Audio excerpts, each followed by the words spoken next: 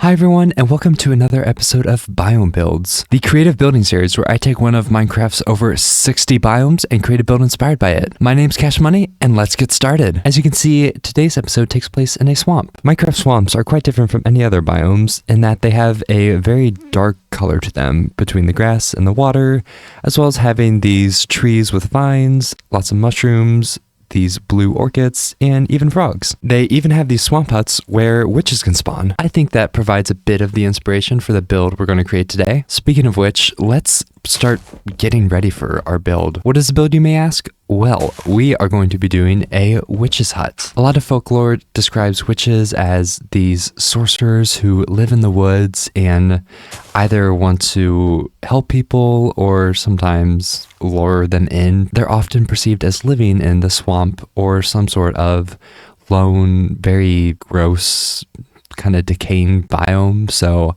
I thought a witch's hut would work great for the swamp. But I think we're ready to get started. Let's start by just outlining what we want this build to look like. I would like to make an old rundown cottage, kind of in the genre of cottagecore, but in a rotted or decaying sort of way. And I want the cottage to feel like it once was cozy, but now it's just intimidating and creepy, but also not too scary. I want it to feel somewhat enticing because, of course, the witch is supposed to lure people in, right? And I think we're going to accomplish that with lots of magical elements, like some creepy lights, maybe some spell bursts, some potion brewing elements. Maybe we can work on the architecture of the house a bit to make it feel intimidating yet enticing. But yeah, just make it feel like a witch lives here. And right now I'm just outlining the build, not worrying about the details too much, just want to get the overall shape so that we have something to work with once we are ready to start. I always like to do the outline just so I have something to work off of. It helps me figure out if any parts are unproportional or maybe the roof is really bare and needs something added. And honestly, it does not take much time. It's very nice. You know, doing this outline, I just realized, oh wait, I actually have this thing flipped. Let me flip this around real quick. That worked. There we go. Okay, so with our outline done, now we need to actually get started on making this into a witch's cottage. Obviously, it does not look like that right now. Let's start working on some structural details. I'm just going to be shaping the roof, adjusting like the general structure of this thing. And you know what? To make this cottage feel intimidating, what if we almost make it look like it's looming over you? What if we adjusted the walls a bit? So instead of being straight, they kind of curve in like this. And that way we mess with like the perspective. Okay, now is when I ask myself if this idea cooks or if I should scrap it.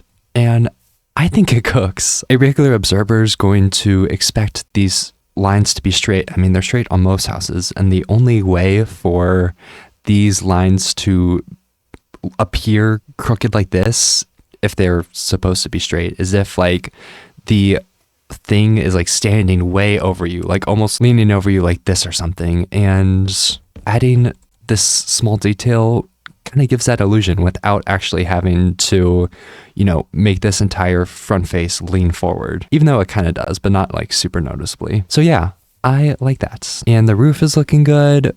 We can just add a couple details here and there. And now we just need to fill in the walls and start figuring out where our windows are going to be, where some of the other structural details are going to be. Just plan everything out a little bit. And you know, what if for the walls we also add on to this effect? I need a name for this. What's a good name for this weird perspective effect? I'm going to call this the leaning effect because it looks like the walls are leaning right now. So anyway, we can make the walls have this leaning effect and it adds to the illusion as well. One issue is that the interior is kind of wonky. Like we have a very narrow first floor and then the second floor is going to be like huge comparatively, which I guess is okay. I like the leaning effect on the outside, and honestly I think we can make the interior work on the inside. Okay, so now we have to figure out the windows, which is definitely going to be tricky. With our small interior, we can't really do windows that are like inset into the walls. We just don't have room for that, so we're gonna have to do some like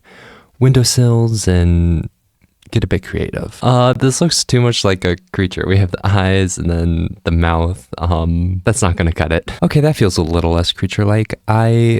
I'm definitely not sticking with these collars, but we have the shape of what we want for our entrances and our windows. Now I do want to focus on the roof a bit. The side just looks a bit awkward, so why don't we fix that? There we go. That looks a little bit better. And I guess the last part of the structure we need to do is the back. Maybe we can just add like one of these over here or something like that. Just give it a little bit of detail that it seems to be lacking. There we go. Okay, so now let's take our house and color it in. We're just going to texture the walls and then do the roof and some of the other details. So let's do that. Admittedly, I am kind of winging this. As you can see, I do have some block palettes going on, but I don't know what exactly I want to choose for the house. So we're just going to try some stuff out and see how it looks. I like this roof, but I don't think it fits for Wedge's cottage. Let's try again. Oh my gosh, this looks so cool. I really went out of my comfort zone when making these gradients and roofs, and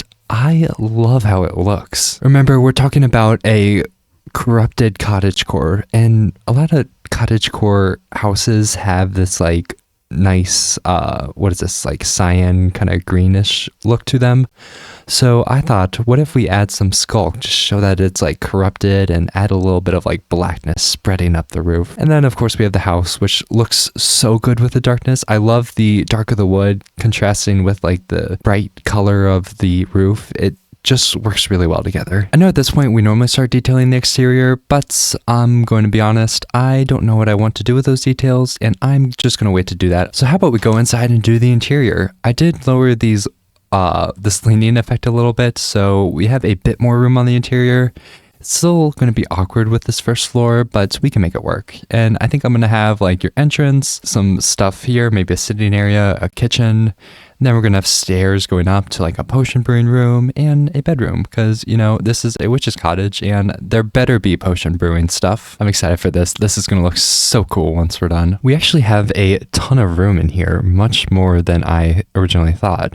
So let's get started. I think the first thing to do is just divide this space into its floors, add a place for stairs. Okay, so now we have this space defined a little bit. It might be good to add a nice floor design. What kind of design could we go for? I mean, what feels witchy? Maybe like deep slate or something? Kind of go for like a stone looking floor, but stone's a little bit bright and cheery, and deep slate is a bit more moody, kind of what we want. And then of course we can texture it. Nice. And we seriously do not have much room down here. So what if when you walk right in, there's a nice sitting room, maybe some bookshelves on the back wall, and then maybe a little like dividing wall, and you have the kitchen. Let's try that. And this area has such a small space that there's a little trick I like to do. I will use trapdoors as walls instead of like actual full blocks.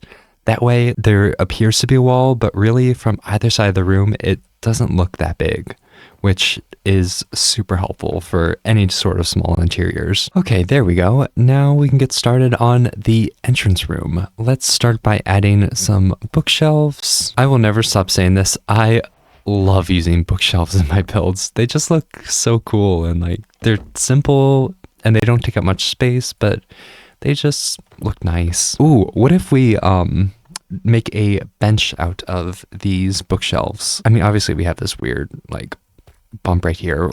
So what if we like put some, I don't know, slabs like right here and just made a little sitting area, kind of do a 2-for-1 with a bookshelf wall and a bench. I like that. We need to use our space wisely, and that is a great use. Okay, this will be the last thing I say about how great trapdoors are, but look, I have these bookshelves right here, and you're like, oh wait, they're in the weird bump. Like, can't you see them from the outside?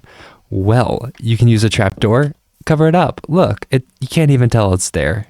I love trapdoors. Okay, and here's our little bookshelf bench, and I am liking it. Let's finish up the rest of the room. Yay, our living room is done. We have our library bench right here, some nice decorations on the walls, a nice chair right here for somebody else to sit, and then like a hook to hang your coat, some nice lighting, a lamp maybe, and we have a rug. But anyway, this is a simple space, but it fits what we were going for. Now let's do a kitchen real quick. All right, and here's our kitchen. It's pretty simple, but I like it. We have a nice little sink with a faucet, some counter space, maybe some knives to cut up some food. We have a stove where something is burning and actively smoking, and a little chute to hopefully get the smoke out of here. And then a little bit of storage, yeah. I decided to opt for candles instead of lanterns, make this feel like this place is off the grid, or I guess in an era before there was electricity. So yeah. Okay, with the first floor done, now we can go upstairs.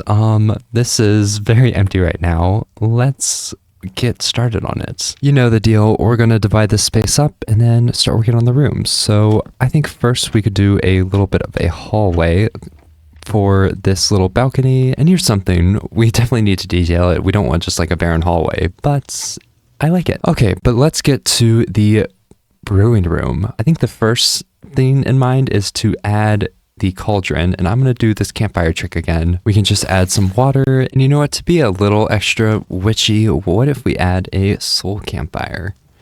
We have our holder for the cauldron, and then, of course, we can add some bookshelves, and we can go all out on the creepy details here. All right, and now we could turn to the other side, and maybe we'll add like an ingredients shelf, or shelves, I guess. Perfect, lots of weird, creepy items. Now we should add a desk or like working space for this witch. Kind of have to squeeze it in. And of course, for this witch's desk, we have to make it cluttered with lots of weird items. Okay, and then we can add just some little details, maybe some barrels in places with like item frames.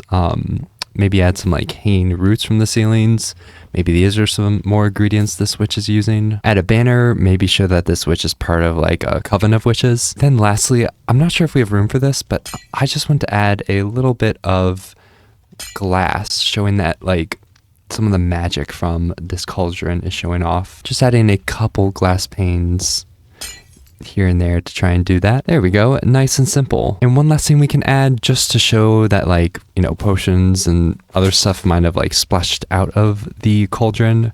We can just add some resin, some lichen, and maybe a little bit of skulk vein. There we go. We have our nice little potion brewing room. Nice and creepy, kind of a mess, but definitely has all the aspects of a witch's cottage. Okay, bedroom time. You've seen them before, pretty simple. Let's do it real quick. And we are done. We have our bedroom right here. I mean, not much to say other than a bed, a dresser, some decorations, just stuff populating here. No, you're not going to see this room very much, so I didn't go too crazy with it. And while I was doing the bedroom, I finished the hallway. Looking pretty good. Okay, so that means that the entire interior is done, which feels amazing to say. Now we need to work on the house from the outside. This means adding structural details and doing the environment. We can start with working on the structure. I'm not too worried about the structural details. I'm thinking just like adding stuff like signs along the edge, just kind of separate the first floor from the second floor. Maybe adding some trapdoors to act as shutters. We already have a very dark vibe with the structure of the house, so adding anything super colorful is just going to over detail our build, which we are trying to avoid. And how could I forget? We need our chimney. I did forget this, but we're gonna pretend like I didn't. We can just make our chimney real quick. I'm gonna do it out of some deep slate blocks. And I do want to do a campfire trick. I think it's a campfire and a hay bale, and then you get some trap doors. All right, to do this campfire trick, you place your hay bale, a campfire on top. The hay bale makes it so the smoke goes really high, and then you can just place some trap doors to cover up the campfire. And yeah, you get something just like that. Nice and cute, but it really sells the effect that someone lives here. Okay, with our structural details done, and basically the house being done, we can turn to the environment. My vision for this is that we have a nice winding path kind of working its way up to the house, have some like dead trees, maybe a little bit of magical spell bursts here and there. So yeah, first I want to raise this up a block or two, so we are gonna do that real quick. Ooh, I might be breaking stuff. Why don't we find out if I am? Okay, a couple item frames broke, but I'll take that. That's perfectly fine. So now let's just do some terraining, bring this into the surrounding swamp. Okay, there we go. Here's some good terrain. Now let's add some dead trees. I just want to add some like big claw-like trees just reaching up towards the sky, really help with the atmosphere I want to create. And I don't have a specific strategy for making trees. I know like there's like certain guides or parameters, but I just kind of go for something that I like and make adjustments as necessary. There's one tree, two. And what if for our third, we get a little bit creative? Like maybe not this like dead tree, maybe like a willow tree or something. Okay, now I like that. That really fits in and feels very swampy. I think I want another one of these trees. I moved this one off to the side because I like this willow here. So we might put like a willow here and move this to the back or closer up front. I don't know. Let me do some adjusting. Oh, that looks so good. I love what these willow trees add to the build. And the way I made these willow trees is to use mangrove wood for the bark, some dark oak and spruce fences for the branches, and then for the leaves, I did a gradient of birch, oak, and mangrove leaves. Okay, so let's add back these, claw trees to the base. I'm gonna call them claw trees because that sounds pretty cool. Can put one right here. Maybe we could put our other one right here or something. That way we have like a natural path coming from this side. That might look good. And you know what? Why don't we paste a third one in the back for good measure? And yeah, you can just barely see it in the background and I like it. Okay, this is looking so cool. Like this is looking like a witch's cottage in the woods and I'm so happy.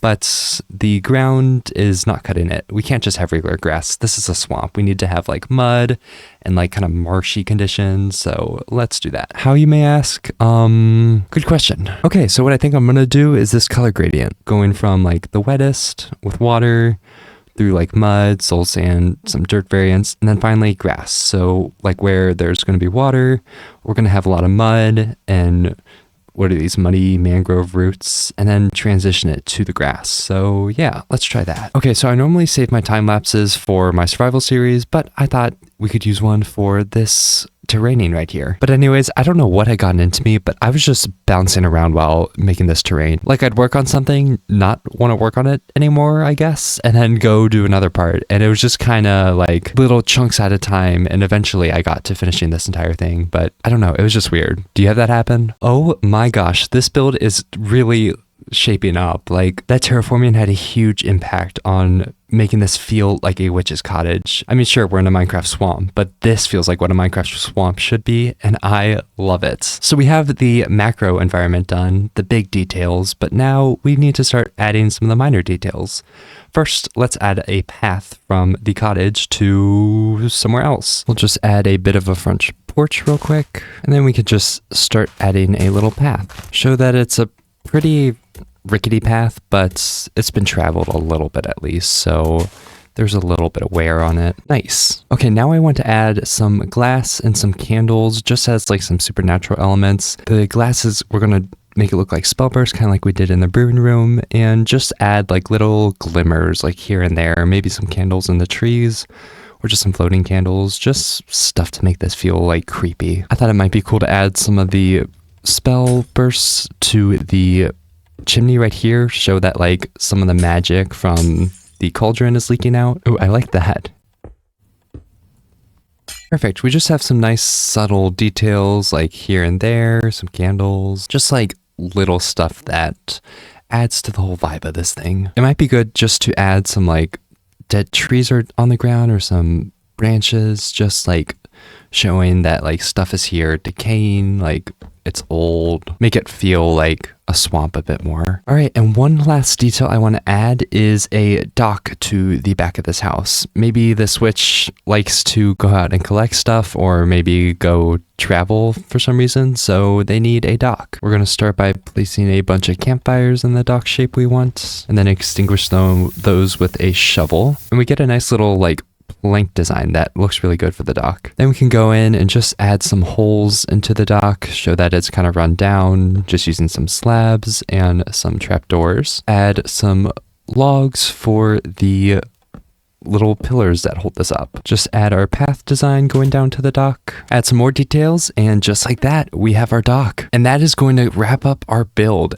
This has turned out so well. I feel like it perfectly encompasses what a swamp is. A lot of like decay and like mud and marshy conditions. We have like the willow trees that you might find in a swamp, some like dead, scraggly trees. And of course, we have the witch's cottage, which are often found in swamps. And this feels very witchy, from the magical elements, the cool roof designs, some of the inside rooms, like the brewing room with the cauldron and all the different supplies. Our bedroom makes it feel like a home, the kitchen as well, and our cozy living room. I just love how this looks and how we are able to create a build that feels like the Minecraft swamp. This is definitely one of my favorite biome builds and shows why I love the series. But everyone, thank you so much for watching. I hope you had as much fun watching this as I had building it. Comment where the next biome build should take place, and like and subscribe. With that being said, again, thank you so much for watching and have a great day.